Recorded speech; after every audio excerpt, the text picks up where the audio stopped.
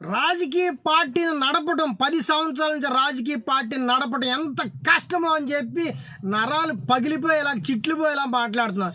ఎవడ పెట్టమన్నాడు స్వామి నిన్ను? రాజకీయ పార్టీ ఎవడ పెట్టమన్నాడు? నువ్వే ఉద్ధరిద్దామని వచ్చి జనసేన పార్టీ పెట్టావు.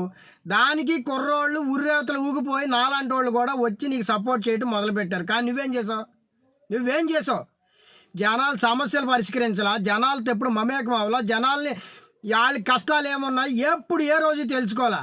ఒక లారీ మీద వస్తావో ఏదో స్పీచ్ ఇస్తావు పోతావు. మరి నువ్వు ఎట్లా 10 సంవత్సరాల పార్టీ పెట్టి ఒక్క ఎమ్మెల్యేని గెలిపించుకుని ఆ ఎమ్మెల్యే కూడా నీ దగ్గర లేకుండా చేసుకున్నావంటే నువ్వెంత అసమర్థుడివి అర్థం అవట్లా నీకన్నా? ఆనాటి ఎన్టీఆర్ గారు పార్టీ పెట్టిన 9 నెలల్లోనే అధికారం చేపట్టి ఆంధ్ర రాష్ట్రాన్ని ఏలేరు ఆయన. మొన్నటికి మొన్న కేజ్రీవాల్ గారు అతి సామాన్యుడు ఒక అధికారి పార్టీ పెట్టి ఢిల్లీ పీఠాన్ని బద్దలు కొట్టి ఢిల్లీ పీఠం మీద కూర్చున్న వ్యక్తి కేజ్రీవాల్ గారు. నీలాగా ఫిలిం స్టార్ కాదు, నీలాగా రాజకీయ బ్యాక్గ్రౌండ్ లేదు, ఒక అతి సామాన్యుడు ఆయన. ఎట్లాగా?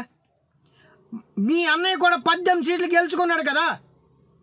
నిబద్ధత ఉంటే రాజకీయం మీద నిబద్ధత, ప్రజలకి మేలు చేయాలన్నా నీకు ఏదో కన్సర్న్ ఉంటే తప్ప రాజకీయం చేయలేవు. జనాలు నిన్ను ఎత్తి మీద పెట్టుకోరు, మెప్పు పొందలేవు.